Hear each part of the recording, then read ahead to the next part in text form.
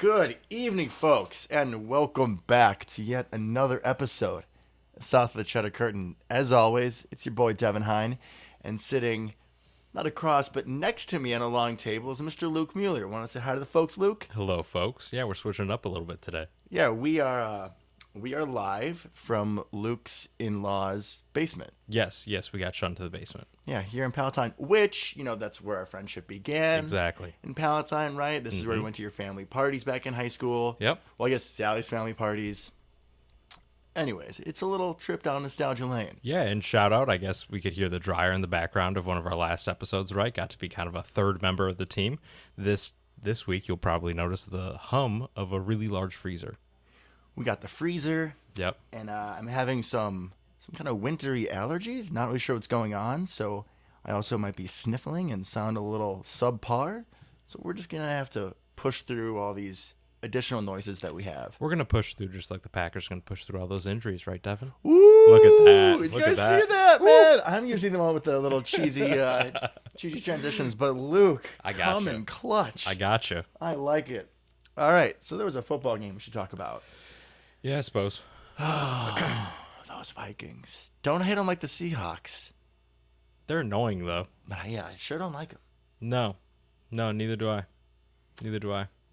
So, for those of you who missed the game, our beloved Green Bay Packers took the L against the Vikings in a hard-fought game. Final score was 34-31. Vikings winning on a last-second field goal. Mm-hmm. Where do you want to begin with this one? Maybe we talk about the overall flow a little bit to start, right? Because I think that was something that was very interesting. As most people around here, right? We didn't actually get the game. We couldn't watch the game because there's this team that sometimes pretends to play football called the Chicago Bears. They just ruin everything. They do. They really do. So I got to listen to the wonderful voice of Wayne Larrivee, which is a pleasure as always. I was in Wisconsin. It was a beautiful time. It was a beautiful time. It really was. However, that made it, if anything, a little bit more nerve-wracking than normal as this game kind of unfolded, especially us going down early, right? 16-3? 16-3 at one point, and then we go 3-and-out. And I'm like, oh, God, here we go. Like, are we really about to Saints this game up? Is that what this is going to turn into? Thankfully, the answer was no. Mm-hmm. But, yeah, so we kind of dug ourselves a hole, which was something we've been doing a lot this year. Came raring back, right? Just got right back into it, took the lead. It was back and forth there at the end.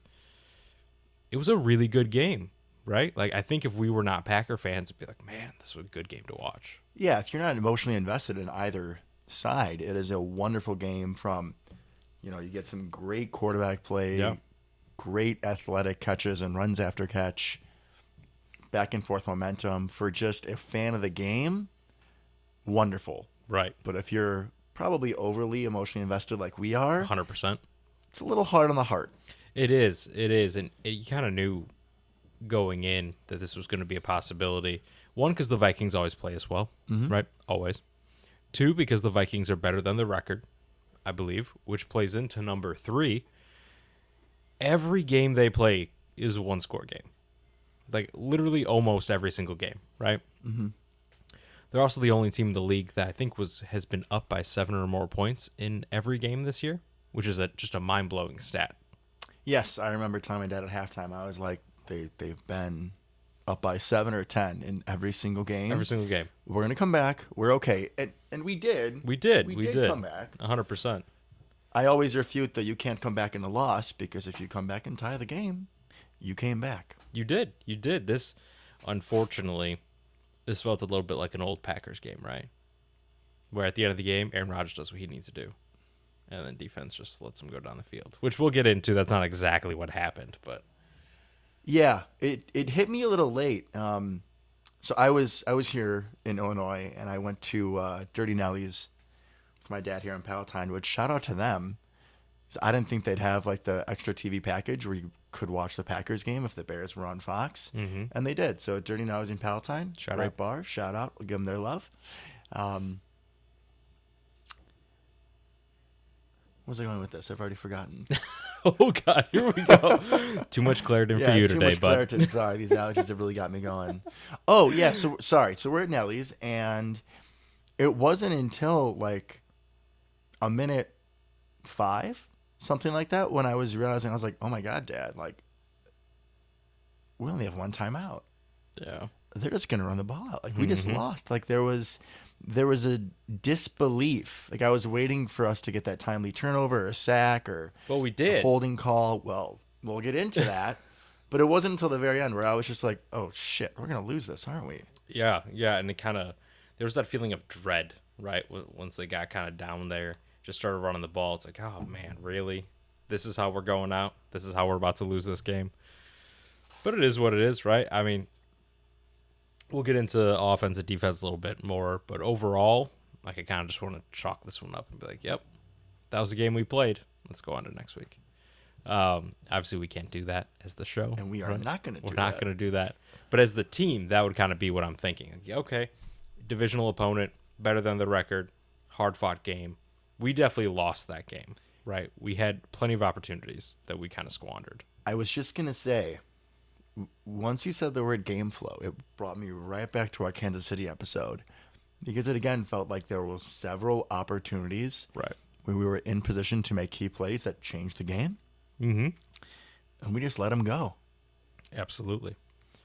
Which is heartbreaking, but at kind of the other end of the spectrum is like, well, we probably weren't going to win every game from here on out. When we won the Super Bowl, we were what, 11-5, 10-6. 10-6, I believe.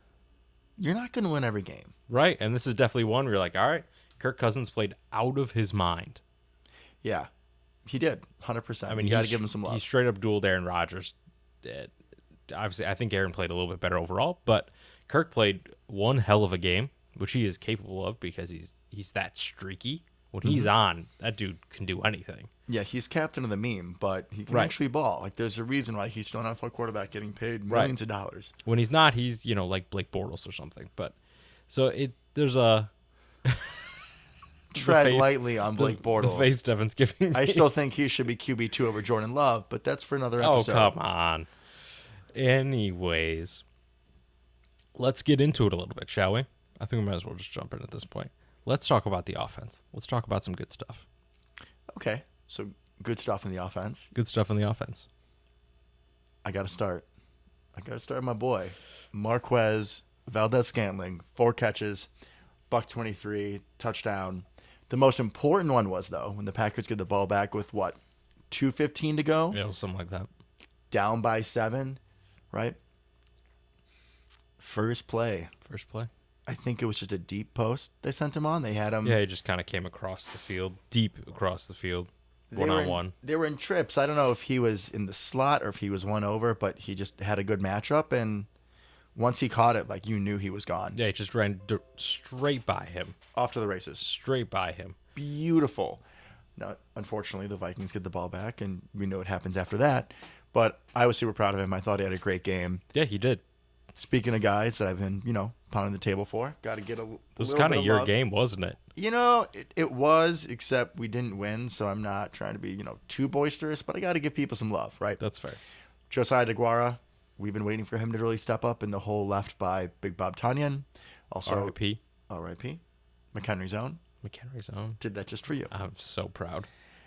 But we've said, this is a floors guy, so we're expecting to see more out of him. Right. He caught an absolute laser from Oh, Rodgers dime. right before halftime to turn it from 16-3 to 16-10. Right. Huge possession. And it was a contested catch. There was a guy right on him. Mm-hmm. Great throw. Great catch down the field, which is something we've been talking about. We've been kind of missing from Josiah. Everything's been around the line of scrimmage with him so far. Swings and stuff like that. So it's nice to see him get involved down the field. I mean, it's not like a bomb or anything, but It's still challenging Right. down the middle of the field, which is Right. going to affect how safeties play exactly. in future games. Like we talk about so much. Sometimes you just show something, Mm-hmm. and then defenses have to account for that look. Absolutely. Absolutely. And I think I'm just going to get right to my favorite thing by far in the entire game. That beautiful, weird play with Randall Cobb and A.J. Dillon. Oh yeah, gorgeous. That was amazing. So for those of you who missed it, I'm sorry. You should look it up because it was a thing of beauty. My words won't be able to properly describe it. Absolutely not. So the Packers did go back to a lot more of this moving people around horizontally pre-motion, which Luke and I have been asking for. Mm-hmm. A lot of Packer Nation has, where you... Glad they listen to the podcast. So that's Matt LaFleur, or we're saying Hackett? Who listens? Let's go with Hackett. Hackett. Okay. I can hack it. Oh, God. You should be ashamed of yourself. No, not at all. So... By moving people around in motion before the line of scrimmage, you get defenders looking in a few different ways. It slows them down a little bit. You can create that little second of hesitation, Right. which can be all the difference in a big play. You could just make the defender step in the bucket, is a term I remember from football, right? Just one step in the wrong direction, you're done. Exactly. Your body direction's the wrong way, and you won't be able to recover. So it looked like Randall Cobb was just going like in motion from one side to the other, but he plants his foot at like the fullback position. Which is awesome to start with. So you have Cobb at fullback, and then you have Dillon behind him like in a traditional single back formation. So behind Aaron Rodgers. Yeah, it's like an offset eye, basically. I don't know if Rodgers, if he turned and pitched it to Cobb or handed it off to him. I'm not positive. He handed it off. Handed it off to him, and then they like ran the option with A.J. Dillon behind him. And Yeah. it worked beautifully. Randall Cobb then turned into the quarterback running the option.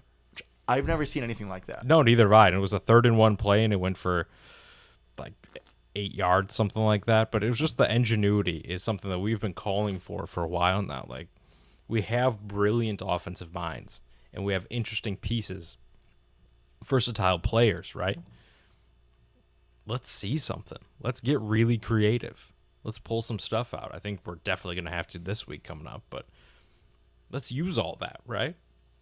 And last year there were all those numbers with how much better our per play average was when we used guys like Tyler Irvin running jet motion or fake reverses or just anything to distract people at the line of scrimmage, and we had sort of gotten away from it so far this season. And the past few weeks it's been ramping back up. That was probably my favorite part of the game plan for this week. I would agree. Just kind of, like you said, get people off kilter a little bit, use people in new, interesting ways. I mean, we have some great examples of people that can do a lot of stuff. Josiah is one of them, obviously, kind of being a fullback tight end hybrid. Cobb, we've done historically literally everything with. Even EQ had like a reverse that he ran for 11 yards. They're using him a lot that way, which I like. A little shifty, ran somebody over, but he got up, dude, and he was juiced. He's a big, tall, strong, fast guy. Great for that. You need people with energy on this team, and it was great to see. You do. You absolutely do. And, just overall something that I've heard a little bit, the difference between, this is obviously very big picture, but the difference between the end of the McCarthy era and the Matt LaFleur era is literally energy, right? So, like, that's been a huge difference from people that are close to the team. Just notice that new players, new energy kind of brought back into the building. And that's what I love to see. Like, even EQ, right? Like, we can all agree he is not the greatest football player on planet Earth. He's probably not the greatest football player in his family, honestly. It's too early to tell. It's a bit of a hot take. I think Amon-Ra is probably a little bit better overall. EQ, I disagree. I got your back now. Okay, I'll take Amon-Ra. You take EQ. We'll see what happens. The St. Brown family. But, like, just, I want to see that. I want to see more energy. I want to see people getting hyped up. And it's not like we haven't recently, but especially with all the injuries we've had and next man up and stuff like that. It's like, get excited, man. Get excited for what you're doing, for making them play. Talking about next man up, like, get excited for your opportunity. Yes. Right? Yes. And I love when I see other people excited for your opportunity. And we're speaking of next man up. I mean, we knew that Aaron Jones is not going to play in this game. Mm-hmm. Big criticism of this game, pretty much across the league, is the lack of involvement of A.J. Dillon. Only had 11 carries for 53 yards. And it feels weird to say it, but with how this Vikings offense was humming, establishing the run to keep them off the field and get them out of their rhythm would have helped. Absolutely. Like, even just looking at the stat line for Minnesota, right? Very similar. Kirk Cousins and Aaron Rodgers had very similar stat lines, but kind of where the difference lies, A.J. Dillon, 11 carries, like you just said. Dalvin Cook, 22. I would have loved A.J. Dillon to get closer to that. I mean, he may not have to get 22 carries, right? But let's control the ball a little bit more. And I understand we got down early, so that's hard to do. It's hard to not panic and just try to throw your way back into it. But once it got closer again, like, let's just try to control the clock a little bit. Let's run. Let's try to keep the defense on their toes. Maybe closer to a 50-50 split would have been great. That's what I would have liked to see, especially A.J. Dillon. Man's a Clydesdale. Like, he's going to wear you down, right? And so I want to see him have that opportunity to really go to work. I mean, he had a 4.8 yard average, right? Like, he played well, and he was a weapon out of the backfield.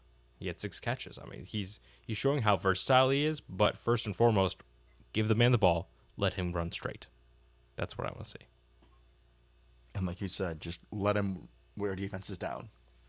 Absolutely. And it's not like the backup stealing carries from him, you know? You're not giving Patrick Taylor the ball a bunch. 4 carries. Yeah, and that's fine. I'm fine with that, right? He's not going to get the ball as much as A.J. Dillon gets the ball when Aaron Jones is in, right, as the backup. Give A.J. Dillon the ball. That's all you got to do. I agree. All right. On to defense. Yeah. All right. Yeah. So, Packers giving up 34 points on defense. And it looks rough. It looks rough on paper. And at points, it definitely was. But I'm going to stop and pause and turn away from football for a second. Luke, have you ever had a bad day at work where you made a mistake? Absolutely not. Absolutely not. You're going to tell me that you are perfect. Guys, apparently my co-host here is perfect and never makes mistakes at work. They already knew that. You ever made a mistake you weren't proud of? Yeah, of course. Did that sink in? Yeah. You're going to make that same mistake again? Try not to. Right, with experience, you learn, you grow. Learn from your mistakes, right? Eric Stokes has had a phenomenal rookie season, being thrust into the number 1 corner spot with the injury to Jair Alexander. And it was only a matter of time until he was going to have a rough game. Yeah. And against, in my opinion, one of the top young receivers in the NFL, Justin Jefferson. I mean, that was this game. Definitely. And I would put Justin Jefferson at, top 5 in the league at this point? Easily. Yeah. So, you're right. It was going to happen. It makes sense to happen against Justin Jefferson, honestly. And he was in position on some plays, right? It's something that we've seen from him repeatedly at this point, and I think it's going to be what really makes or breaks not his career. Eric Stokes has shown that he has the ability to play the position. It's going to make or break if he becomes an elite player, a Jair level player, or if he kind of stays in the next tier or 2 down, which honestly, if he's our number 2 corner, is still fine. I'm not saying he's not going to be a great player for us, but his ball skills are not very good, I would say. No, his adjustments to the ball in the air, he doesn't seem to know where the ball is. He doesn't track the ball super well. And I know, if I remember right, he was a running back in college or in high school, so he's new to the position still. This is only his 5th year playing the position. So some of that may come, but I think that's the one thing holding him back at this point. And like we said, we're talking about a little over halfway through his rookie year. He's playing great. He's playing better than I think any of us could have expected. That's just the one piece that's going to kind of hold him back potentially that I really want to see him work on in the offseason, because I think it's going to have to be something like that. I don't think he's just going to flip the switch and all of a sudden start catching a bunch of interceptions next week. I don't think it's going to work that way. But he is sticky in man coverage, and I like that. I like that he's always there for the most part. He got burned by Justin Jefferson a couple times, but who doesn't, right? I think at least one of them was a double move, and he just couldn't stay with. Wasn't there. Which, like you said, it's going to happen. Happens to the best of them. Jair's gotten beat. It happens. I bet you if we would take the time to watch that historic 2010 campaign, I bet you we could find several times where Sam Shields got burned. Absolutely. And then he learned from those mistakes. That's the way it works. And if I'm not mistaken, he had a few good plays in the playoffs. Yeah, he was definitely useful, right? So, well, like you said, I'm not expecting him to have a full 360. No. I think that taking lumps in this game is going to help us down the stretch. Yeah, I hope so. Help him down the stretch. I hope so, which will help us, especially given how important he has become. I mean, he's been, like you said, thrust into that position. But yeah, like I said, I think that's the only thing holding them back, which it's going to happen, right? Corners get beat every week, right? Great corners get beat. It's what you do to learn from that, and it's how do you react to it. You got to have a very, very short memory, which he has shown he already has. So I'm not worried about that. But I'm very interested to see, especially this week, what he does with that. How does he look? Because he's going to have some challenges. We'll get into it, but yeah, he's either going up against Cooper Kupp or Odell Beckham Jr., so he's going to have to strap up. Yeah. Yep. And I expect him to. Staying in the secondary, Darnell Savage should have been 2 interceptions. Maybe 3, yeah. One of them was called back for just a boneheaded hit to the head by Kingsley Keke in the first quarter. That was disappointing. Would have taken away a touchdown, so that's 7 points right there. And then there was one after Marquez's touchdown. I think he was looking for Jefferson deep. It doesn't matter who he's looking for, but Savage was right there and just couldn't complete the catch. Should have been a pick. Would have, I don't want to say ended the game, but pretty much ended the game. With how we were rolling offensively in the second half, I am very confident we get that ball, we go down, at least get a field goal. Okay, never mind Mason Crosby. We get a touchdown and end the game. Yeah, I do think I just want to go back real quick because I think we take what I'm about to say for granted, but we were rolling, right? Offensively. We were rolling because Aaron Rodgers played out of his goddamn mind. Oh, yeah. He was possessed in the second half. Right? Which is, I know we're going backwards a little bit here, but I talked last week about empty calories, right? And like the play didn't really reflect the yards, or games where he plays great and the stats aren't there. They came together this week, right? His stats were phenomenal. He looked great. I mean, he's a little slow start, right? Pedal in the toe and all that. But it's nice to have a little bit of a reminder. It's like, oh, yeah, this guy really is the best ever, right? And he looked like it. So it's like we almost take that for granted at times. If he wasn't Superman, we would not have been anywhere near this close in this game. No, not at all. But that feeling you get, right? Complete blowout. But that feeling you get, it's like, oh, yeah, the game's over if we get the ball. Because we know he's going to go do what he's got to do. Yeah, when we thought that Savage had that pick, I remember it was me and a few other Packer fans in that bar, and we just like jumped up like, oh my God, we got it. Like, it's game. Yeah, I did the same thing. I started running around. I have the little 20 by 12 cabin. I was like sprinting up and down it. Did the same thing, just like getting all sorts of hyped, and I was so depressed when it got called back. Yeah, it was rough. Yes, it was. Oh, Vikings. Good thing about the defense, though. Good pressure, especially given the fact that we have no outside linebackers anymore. Whoa. Jonathan Garvin takes a lot of exception to that, all right? But right, Jonathan Garvin started as like outside linebacker 7 this year. Although Preston did have 2 sacks. He showed up. Yeah, Preston's been looking really, really good, actually, in the last couple of weeks, which is great to see. But it was down to him, Garvin, and Tipa. But even with what they had, they still applied good pressure on Kirk Cousins. Absolutely, which is phenomenal. I mean, those are literally the only 3 outside linebackers that played. And we got consistent pressure. We didn't get home as much as we should have. On one of the deep bombs to Jefferson, I want to say it was in the first quarter, where Stokes just completely misjudged it and got burned. Kenny Clark pushed the Vikings center like all the way back to Kirk Cousins. How Kirk got that throw off with any sort of accuracy, just hell of a play. Hats off to him. Those guys get paid too, right? It's hard to. It's easy to forget that at times, but yeah, I think the pass rush was surprisingly good, and so this is something I've thought about a couple times. Is it feels like we get a lot of push, but we don't really get a lot of sacks, right? And I think that's the difference between our defense now and our defense potentially if Gary and hopefully Za'Darius come back. Can you imagine if they both come back? Oh my God, we're gonna get sacks every play. If they both come back and then Jair comes back, giving us more time in the back end, like it's over. Look out. It's over. Look out. If Tipa and Jonathan Garvin can create that much pressure, Z and Gary killing it. Deadly. Right? Killing it. So just a little shout out to them. Great job outside linebackers. Yeah, guys really stepping up when given the opportunity, like we talked about. Yeah, 100%. That's what you hope for. And it just shows how important depth is, right? And you don't know until some of these guys are tested. And unfortunately, this year, we have been able to test pretty much everybody. Yeah. Yeah, there's been a whole lot of testing going on at Yeah. in Green Bay this year, but like you said, people have taken advantage of the opportunities they've been provided with. Yeah, absolutely. So that was great. I loved that. I love seeing some of those young guys step up. On to the Rams game. No, we can't. As much as I would love to. There's one thing we got to talk about first. What, the Silver Fox missing again? Is that what you want to talk about? No, I don't 'Cause want to I was talk trying about to be it. nice and not bring it up, but he did. And you know what's funny, folks? How much did we lose by? 3 points. You're right. And Mason Crosby missed another field goal. Somebody help me out here. Funny, too. What does that math? What does that math indicate, Luke? We lost by the amount that he missed. Yeah, crazy. I'm sorry for interrupting. You were saying?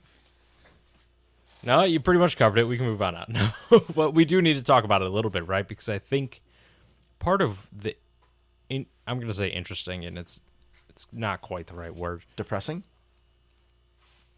Traumatizing? Sadness evoking? Okay. I'm just going to say it so we can get through these. Is he drilled that like 54-yarder, right? Didn't realize that until I went and watched the highlights earlier. Yeah, drilled a 54-yarder. Missed a bunny. Like, what is going on? He's still got it. It's still there, clearly, right? Like, you don't just make 54-yard field goals like it's nothing and then miss short bunnies. Like, he has a better percentage over 50 yards than under this year. So he's overthinking it.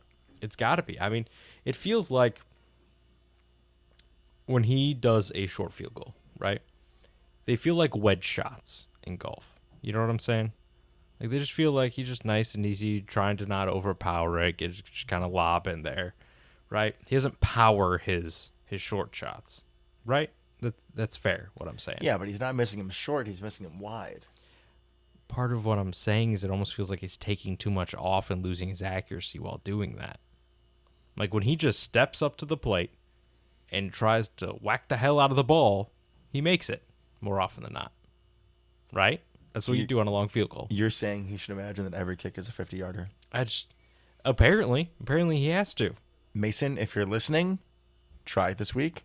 See what happens. Maybe just don't try to take any off to increase your accuracy, right? Because that's what he's doing. Which sounds counterintuitive because when you think about it, like, too much power, you're going to miss, right? Yeah, Like, 100%. In a lot of sports. Exactly. So I don't know what's going on. Just my 2 cents. Having never really kicked football, but so those 2 cents are useless. But hey, that's just something I've noticed. Like, when he kicks a short field goal, right? Just watch next time. The ball still only makes it like halfway up the goalposts. He's not drilling these things.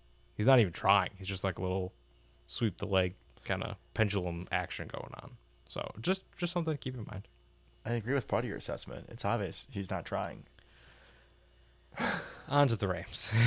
On to the Rams. Well, before I realized that I wanted to give a little shout out when our podcast first started, but we were too excited talking about our ambient noise from the freezer and whatnot. Our ambient noise. There was a holiday that just happened. There was. So I wanted to take a moment to say happy Thanksgiving to all of our listeners. Happy Thanksgiving. I know I speak for Luke and I both that we are very thankful for you as our loyal listeners. Each week, our number of listens have gone up, which Luke and I say that we're getting more people to listen. Maybe it's just that it's the same 5 people listening 15 times each. Not Honestly, really sure. Yeah, don't care. Just keep hitting that play button. Keep hitting the play button. We appreciate you. Thank you for coming back. And I hope that everybody had a happy, healthy, and fun family Thanksgiving. Absolutely. And if I don't say this next, my wife's going to kill me, but shout out to my beautiful wife, Sally, because she is a loyal listener, not by choice, but because generally we do this show in my kitchen, and she is forced to mute the TV and work in silence in the next room over. And after every episode, we immediately ask her how it is, and she is very blunt with her commentary. So I definitely appreciate her little short reviews after we quit recording. Especially after that one time where we thought that we were recording and then we weren't. Or no, we were recording, it was only my voice, and that was... Correct, you were talking to yourself. Not ideal. No. So we had 2 episodes in 1 week. She was willing to sacrifice the time twice in 1 week. Exactly. She's the real MVP. So 100%. Also, shout out to Sally. Shout out Sally. On to The on Rams. from one S to the other, from Sally to Sean McVay. Oh, Let's God. talk about the Rams. Feels like a little bit of a reach, but all right. It's all right. All right, so we just played this Los Angeles Rams team last year in the NFC divisional round. We did. Packers pulled out the 32-18 win over the Rams. What do you remember about that game, Luke? I remember Devontae Adams eating Jalen Ramsey's lunch repeatedly, and Jalen Ramsey being very upset when we did that little motion in and out thing, and Adams just ran out quick in the flat, caught the ball, touchdown, and Jalen Ramsey went nuts, and I loved it. A little temper tantrum. Yeah, a little temper tantrum, and I love that. Overall, I was kind of surprised in that game that we looked that much better than them. We ran it down their throat. We did. We absolutely did. We looked by far like the better team, which I was very nervous going into that game. Oh, yeah. Aaron Donald, Jalen Ramsey, Yeah. Cooper Kupp, all those boys. I mean, LA's got some talent. They absolutely do. And so far, that's all they got. Yeah, not quite like Dream Team Eagles level, but they're not performing as they should be. Right. They're a very good team, and we're going to say that, and we're going to get run through if we keep talking like that, but hopefully not. Oh, I mean, the Rams are the best team in the NFC. We'd be So lucky to scared. compete with them. Right, but yeah, no, they are definitely a fantastic collection of talent. Yes. I'm not sure if they're a fantastic team. Well, I know they're not a fantastic team. They've played the King's ransom to win the Super Bowl this year. They have. It's really incredible what they're doing. You could not go more all in, really, than they have. I mean, it's crazy. So the difference between the team that we saw last year in the playoffs and the team this year, in the offseason, they traded their quarterback Jared Goff for longtime Lion quarterback Matt Stafford. Yeah, which, right? He looked great the first, 7 weeks of the year. Last couple, not so much. He looked like he was still playing for the Lions. Which we're hoping that comes back. He's getting flashbacks. Yeah, let's hope he thinks he's still a Lion when he comes to Lambeau this weekend. Yep. So there was that move. They also traded for pass rusher Von Miller, who's Yep. not a spry chicken anymore, but still has a very disruptive capability. Yep. Great pass And- rusher. Great pass rusher. And then they also snagged Odell Beckham Jr. from us. From us, right? We even talked about it. Yeah, which I guess good news, bad news, right? And injuries are never good news, but I'm not sure he's better than Robert Woods.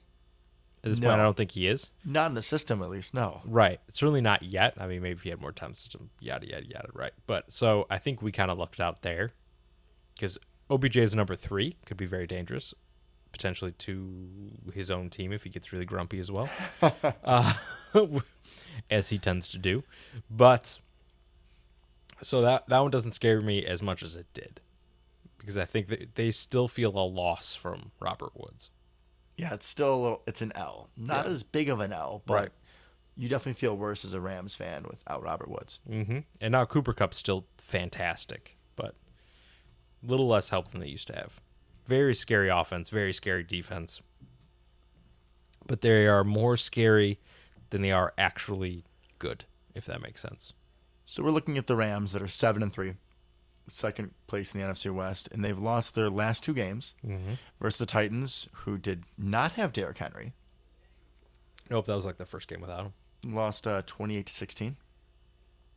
Titans are one of maybe the only team in the NFL that's more banged up than we are. So that was a real gutsy win for them. And then they lost last week to the San Francisco 49ers, 31-10. And I went back and I watched the film for that game, and the LaFleur, Shanahan, McVay, they're all from the same coaching tree. Yeah, it's not the same system. It's basically the same system. It's very similar systems, yes. So it was just funny watching our offense 3 different times in the course of an hour. So 49ers last week were able to run a lot, jet sweep motion, get people moving like we were talking about with our offense last week, and they just ran it all up and down this LA Rams defense, which seems a little counterintuitive when their best player is Aaron Donald and you have Von Miller and all these stout guys up front. But I think they gave over 150 rushing yards to the Niners last week. Was that was the week where Debo played running back, right? Yeah, Debo had 5 rushes for 36 and a touchdown. Yeah, I wish we had a Debo. That would be helpful here. But Randall Cobb. Oh, okay. Okay. That was something you would say. Okay. I was trying to give you a little bit of love. Okay. I love Randall, but man, Debo is something else this year. So, I do agree. It is definitely interesting that their weakness seems to be their strength. And I know that Aaron Donald, right, is undersized. And that he gets double teamed a lot, right? Obviously, because he's a great player. But he is undersized. And I'm wondering if that's kind of playing into their weakness up the middle. Because that he's very good at penetration. I mean, he's an incredible player. He's what, a 3-time defensive player of the year. Like, he's the best defensive lineman of our generation. Easily. Walk-in Hall of Famer. Mm-hmm. But I think if there's one weakness, it's going right at him. So I don't love the matchup we have there with our inside. Losing Elton Jenkins this week hurts a lot more when we're playing Aaron Donald. Especially because he ate his lunch money. I mean, he destroyed it. I know Aaron Donald was hurt last year when we played him. Elton frustrated the hell out of him. Oh, my God.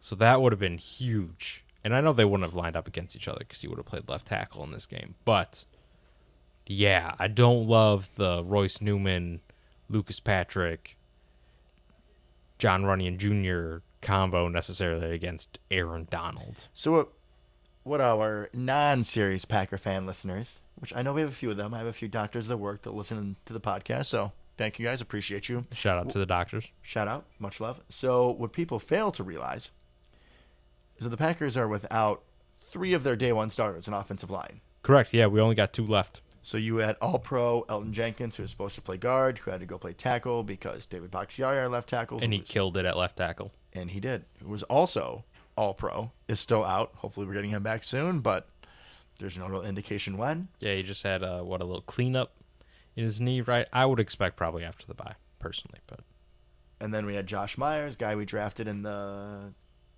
second round this year? Second round, I think. Second round. Really big, and I think the key for Josh Myers compared to the rest of our interior linemen is he's a big center. Yeah, Roger said he was the biggest center he's ever had. Like, he's a big boy. He's a big guy, which definitely could come in handy against someone like Aaron Donald. So we don't have our preferred starters across many spots in the offensive line. I think that we've identified Royce Newman at right guard is the weakest link. He is the weakest link. You're correct, which is weird because he's one of the only 2 remaining day one starters. Yeah. The guard position besides Elton is a little weak on this team. I imagine if we had our full complement of guys back, that Royce Newman probably would have been replaced by John Runyon Jr. by now if Elton went back to left guard. I would agree with that. Yeah, I think that's probably what happens. But, oh well. We'll make it work, I hope. Yeah, we're going to see. So those 3 games where we did have Josh Nyman starting in left tackle, we did a lot of chipping with Big Bob and Lazard. So obviously Big Bob is gone now, but Lazard should be coming. RIP. Lazard should be coming back for this game. So, I mean, look for a lot of that. They've been running. It's not lasting, but before that, they were running a lot more 5 wide than we would like. Yeah, they're doing a lot of empty. But if you go empty, chip. Yeah, keep one of those guys tight. But you still have to have someone going quick because, like, even if you have Lazard or whoever to chip on Von Miller or the edge rushers, yeah, the best rusher on their team is not coming from the outside. He's going to go right through your guard and center. Yeah. Oh, they got Leonard Floyd, too. I forgot about Leonard Floyd. But, yeah, 100%. And I think, well, I don't even know why we're freaking out this much, right, if we're being honest. At least not about Leonard Floyd and Von Miller. Because if Lazard can take on one of the Bosas one-on-one, I'm pretty sure he can handle Von Miller. I got faith in him. I'm more freaked out about Aaron Donald. Oh, yeah. I completely agree, but, like, there's nothing we can do about that. It's going to be what it's going to be on some level. We're going to double team him every single play. I hope A.J. Dillon is ready for a lot of pass pro. It's going to be what it's going to be. Or Aaron Jones may come back. I hope A.J. Dillon runs it down their throat is what we should be saying. Well, we're going to pass eventually. Yeah, but like 10 or 12 carries last week was not enough. And what did San Fran do? Ran down their throat. Ran down their throat, and they beat the crap out of them. Yep, I think that's definitely the blueprint for this team. Run straight at them, throw away from Ramsey. That's pretty much the game plan. Yeah, on defense, I mean on offense, I definitely agree. Right. On defense, piss off Odell to make him self-destruct the team. I like that plan.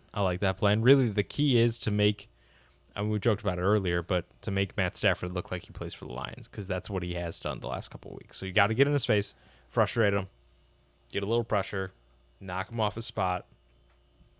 We cannot let him get into a rhythm. And if Gary's back, he will definitely have a part to play in that. 100%. 100%. I'm really looking forward to this game. And it's a big game for like an NFC playoff It's huge. implications, right? It's you think huge. about like the top teams, the NFC, Packers, Rams, Bucks, Cardinals, I guess. I mean, we already beat the Cardinals. Yeah, right? but apparently they're never going to lose again with Colt McCoy. Somehow. Yes, for the second week in a row without Kyler Murray and DeAndre Hopkins. Yeah, Cardinals won both games. the fighting Colt McCoys. So is that a quarterback competition? I think it should be. I like that. You know, I love a good journeyman backup quarterback. Absolutely you do. Absolutely you do. So, let's talk a little bit about the division, right? Because I feel bad. What do you feel bad about, Luke? I feel bad for the Lions. Right? So, we're going to cheat a little bit here because this is the recap from last week and look forward to the next week, but they just played yesterday on Thanksgiving, right? As always, which I'm not really sure why or how that's a tradition. I don't know either. We were a part of it. I actually read something about this today, that we were a part of it for like 51-63.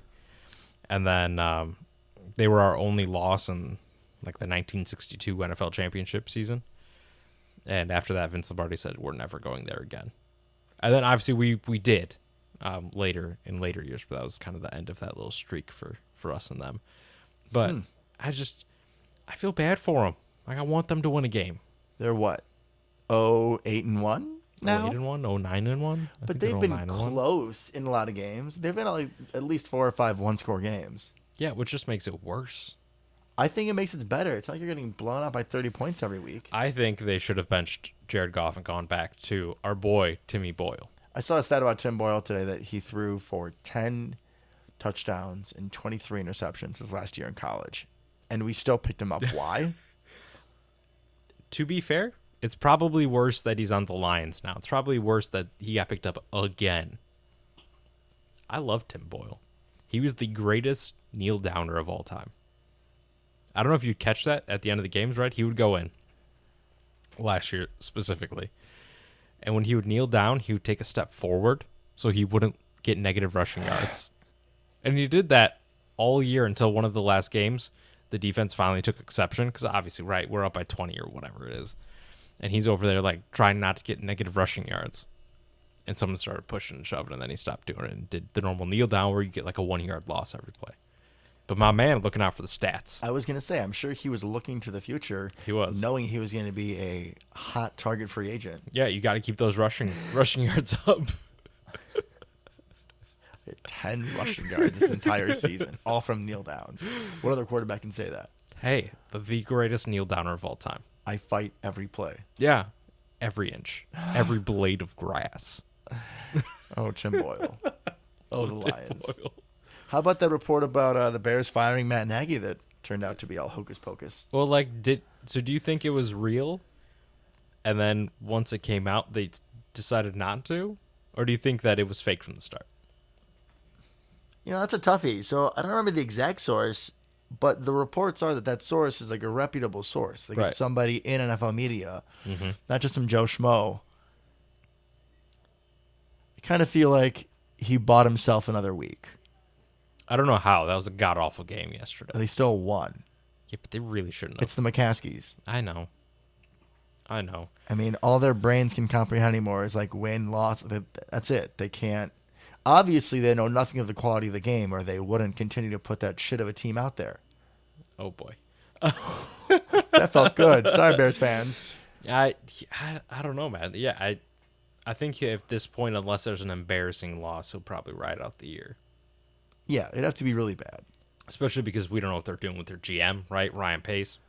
Do you really give him a third shot? You got to get them both out. They're married. They're hooked at the hip. Get them out. I agree, but you got to do them both at the same time. Otherwise, what's Ryan Pace going to do for the rest of the year? He can't be working on the next head coach, right?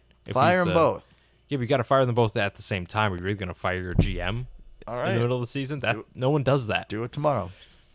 I understand, Devin. Well, timeout. Devin, you're the owner of a team, but not that team. Well, I'm most likely the owner. Likely the owner of a team, but not that team. Little tangent. Should we break the news? Let's do it. So we talked about last week how the Packers were reopening the sales of shares. Yeah. And as promised, I pounced the day after. You did. So I made my purchase. I made my investment. Congratulations. Thank you, sir. I'm 99% sure everything has gone fine. So That's good. You pay. It's like Yep. a 4-step process, and it said payment accepted, payment confirmed, and then I was just waiting for confirmation of the stock, which I was told could take a week or two. Yep. Haven't got that yet, but I'm assuming since they charged my card, I'm perfectly fine. Or somehow I picked a very similar replica Packer site and they just scanned me out of my money. We'll That'd be find out pretty soon impressive, enough. honestly. But I think we're almost bearing the lead here, right? Could this be the first podcast with 2 NFL owners? Oh, that's a new angle. I like that. Now, I think we may have to walk back some things, especially you just recently said, because I believe one of the literal rules of being an NFL owner, and you'll get this in your welcome packet soon, hopefully, is that you're not allowed to disparage other NFL teams. Are you kidding me? This could pose a problem. No, I believe it means actually slander. Can I have my money back? Other NFL teams, because we're definitely going to continue to disparage other NFL teams here. 100%. Can we define slander? I mean, I'm just speaking the truth. I'm just being honest. This is true. I know the truth hurts a lot of people, but you got to grow up and get over it. This is true. So maybe if the podcast ever becomes huge, maybe we run into this problem. When? As we were saying, for our thankful listeners who are either listening to it 30 times or spreading the word, we thank you. And honestly, either way, don't care. Yeah, I mean, we're excited either way. I mean, I probably prefer that you spread the word, but hey, whatever. And if not, I don't blame you. This is a very... Is niche the proper term? Niche. I think niche. You know, it's 2 Packer fans talking, mainly Packers. Yeah. We're sprouting out a little bit, a little more episode by episode. Spread out a little. But we get it if it isn't everyone's cup of tea. Yeah. It's too intellectual for some folks. Okay, that's probably giving us more credit than we deserve. Oh boy. So yeah, I mean, we could 2-owner podcast right here. Look at that. Back to this whole owner thing. So Yeah. Can I say that I'm a better owner than Virginia McCaskey? Probably not yet. Once it's confirmed, I'm an owner. Yeah, I think so. All right. I don't see why not. I'm going to use that. Yeah. I like that. I'm going to use that a lot. All right. Any other news and notes for the NFC this week? Teams that matter. I know the Bucks took care of the Giants, which is a real shocker there. Shocker. That was sarcasm, folks, if you couldn't tell. Yeah, it was a bad game. Cardinals won. We talked about that. Yeah, the Fighting Colt McCoys. Oh, Las Vegas Raiders. I would have not bet the house on them, but I'm sure glad they pulled that out against the Cowboys. Absolutely. Shout out to Hunter Renfrow helping out my fantasy team. Shout out to 14 penalties against Dallas. Yeah, good lord. I think one of the interesting things actually watching Dallas is you come away with one thought. At least I have. I get their CD Lamb, right? Amari Cooper, they're out. All that stuff. So the offense isn't quite what it's supposed to be. Fine, whatever happens. I'm not going to give you any pity after what we've gone through. That's for sure. They're doing this weird rotation with their lineman thing too. Do you catch that? They were playing offensive 7 linemen. Yeah, they were rotating multiple, series to series. The right tackle switched every series. That's ludicrous. Were they playing the that NFL bad, level. or was it some fatigue thing? I have no idea, and I don't think there could possibly be a real reason for it. That makes sense. I know the reason. What's that? Mike McCarthy is the head coach. Well, yeah, that's 100% the actual reason, doing weird shenanigans, but... Yeah, the guy who got 1 Super Bowl for Aaron Rodgers in 1 Super Bowl. 12, 14 years, something like that. We don't want to talk about it. I digress. Back to my point here.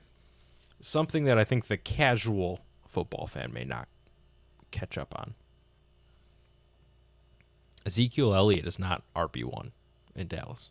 Tony Pollard. Tony Pollard, man. He looks good. He's shifty. He looks good. He's got pop. He's got a gear and a motor that Zeke has not had. And it's weird because Zeke's not old. No, the only pop that Zeke is around is Diet or Pepsi or Coke or whatever, okay. man. Oh, boy. He's looking a little chunky still. But he's not actually chunky. He just looks chunky.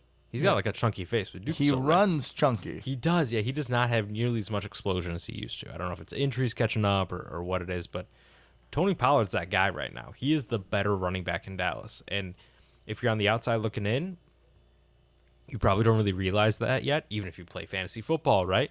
Because I think they had basically the same amount of points. But Jerry Jones mentioned in a press conference that he wanted Tony Pollard to get the ball 25 times last night. 25 times. I mean, when he's got that explosion, I don't blame him. I know, but that's like there's nothing left for Zeke at that point. Zeke is on the bench if Tony Pollard's getting the ball 25 times. You know what this dynamic reminds me of?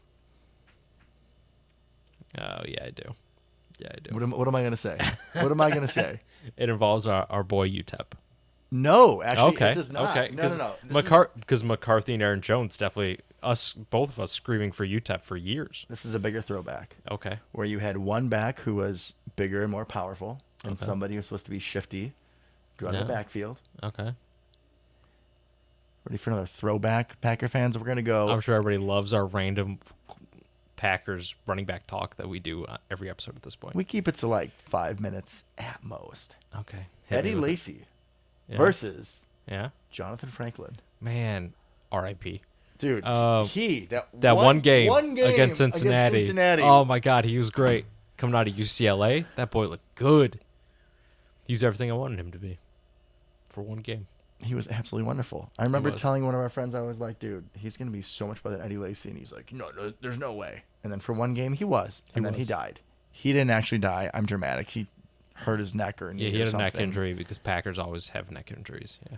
Yeah, there was like one a year for at least 6 years. Yeah, it was a rough time. It was a rough time to be a Packer fan. But yeah, Jonathan Franklin. Yeah, he looked great, man. But yeah, I mean, Tony Pollard definitely has the pop. He does. I think he's just overall the better running back. I mean, they're even doing Wildcat with him, which I thought was interesting. Not with Zeke. I mean, Zeke was in the game for some of it, but he was the one running the Wildcat. He's their kick returner. I mean, he's the guy. I mean, with the Wildcat, it's a lot of read and wait, Right. right? You don't necessarily just shoot through a hole. You take a few steps and you kind of see like what's open. You know who'd be really good at the Wildcat? Le'Veon Bell when he was actually good, because he was a very patient runner. Incredibly patient. You have to be patient, but then you also have to make that quick first step. Mm-hmm. And lateral movement also has to be a strength. Correct. So Zeke does not have very good lateral movement. Which is weird. We're talking about him like he's old and washed, and he probably is at least half of that, but getting close to it anyways. But he's not old.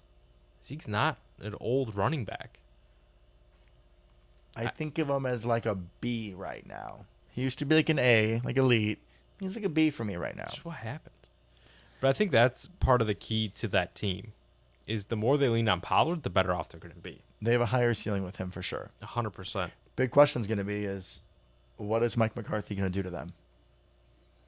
That's the X factor, right? Like people always talk about like Stephen A. Smith, love him, but he always shits on the Cowboys. And he's like, just wait, like they'll be Dallas. They'll show you who they are. And he often thinks it's Jerry or it was Romo back in the day, but now it's Mike McCarthy. He's going to do something stupid. We've seen that plenty of times. We've seen that plethora. Yeah. So Dallas doesn't scare me. I mean, I don't think they're in the same tier as Arizona and us personally. I said this like 2 episodes ago. If we have to go to one team in the playoffs, where would I pick? Dallas. Yeah. I stand Dallas. behind that. Definitely Dallas. At least of the top tier teams, yeah. Because, I mean, Tampa would be crazy. And if we have to go to Arizona and play Colt McCoy, I feel better about Kyler Murray than Colt McCoy at this point. for those of you who don't know, Colt McCoy's been a career journeyman in the NFL. Which is Devin's thing. Yeah. I think he's played like 8 or 10 years. Probably has like under 10 starts. Oh, he's probably got more than that. Okay, he hasn't started a game besides this while. year in a while. Yeah, I that's didn't know he fair. was still in the league. Yeah, neither did I, honestly. And we'll see what the Rams are, right? I mean, they're the other big contender, and it's kind of funny that we're going in opposite directions, right? The Rams just had a bye week, and they have like 3 guys on their injury report, and now like every single Packer is hurt. All of them. So, it's a key matchup. It's a very big game. Yeah. And if we get the win when we're this banged up and they're not, like, that shows some dominance. And if we beat, 2 out of the 3 other top contenders in the NFC with this injury streak that we've had, I mean, I'm feeling really good about us. As am I. At this point, the bye cannot come fast enough. Like, we just have to get there. Mm-hmm. And I hate bye weeks as a fan, right? Because I hate not being able to watch the Packers play. But good Lord, do we need it. Hopefully we can get some people back. I mean, I don't want to get too hopeful, but Bach could definitely be back after the bye week. Maybe Z. I don't know about Jair. Yeah, there's no news about Jair, which is not encouraging. Not at all. But even if we get some of these smaller injuries back, even if Gary's back after the bye, that kind of thing. Gary might be back this week. That would be great. I'm not going to hold my breath. But I saw he's looking like he could, but he did that last week too. Jones is playing or practicing this week as well, which honestly, yeah, he's one. I was like, oh, I might sit him. Yeah, keep him on the bench. Yeah, I don't know about that one. Just let Dylan get 20 carries. It's fine. Even if we don't run the ball 15 times last week. That would be nice to see. 20 carries for Dylan would definitely help with the Packers and my fantasy team, if I'm being selfish. Same. Yeah, he's on my team too. That'd be helpful. He's on 2 of mine, so let's go. Because we invest in our players. I actually generally don't. This year, we invest in our players. I think it's a bias thing as an owner, right? Do you feel they are our guys? They are literally our guys. I mean, we're kind of in charge of them in a very roundabout way. Can you see it's gone to Luke's head? You guys picking up on that, or is that just me here? This is just 20 years of experienced ownership over here. That's what that is. You're new to it. You'll get there. 80 more. You'll be at Virginia McCaskey. Yeah, that's an old joke. Virginia, you're old. That is an old joke. Hey, Virginia's doing fine. It's literally everyone else that sucks. Is it? What kind of analysis does she have? Does she prefer cover 3 or cover 4? Let her be old, Devin. Let her be old. The fact that she's still out there going to games is incredible. Does she prefer cover 1 robber or cover 0? I don't know. Maybe we should ask her at the next owners meeting. We'll see. Let's see if she's there. Other thoughts for this Rams game? Other thoughts about NFL stuff in general? I think that's all I got right now. That's all you got? Yeah. All right. Well, I think last week